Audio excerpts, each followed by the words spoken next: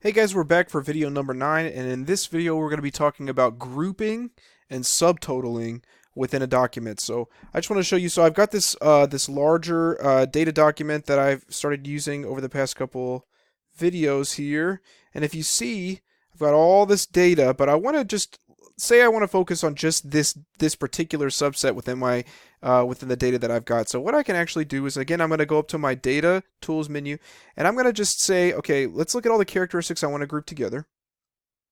And I can actually create what's called a group. I'm just going to go up here and I'm going to just group them together. And that's going to allow me to start analyzing them as their own subset. So here we go. We're going to group by columns. Okay. So now that I've grouped them, I can go ahead and start using the group properties in order to do what's called subtotaling.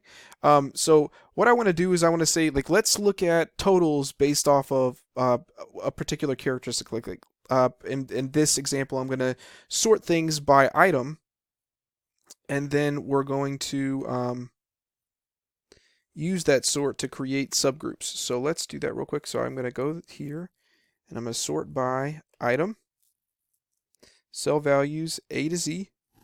So now that I've got, see, we got all our binders, all our desks, all our pins, all our pin sets. This is a necessary step because you need to have everything sorted in order for it to create the subgroups for your subtotals. So now I'm going to say, let's create a subtotal of the total cost based off of the sum of the items. So we've sorted by items. We're gonna get a sum of the total cost based off of that item, or the subtypes.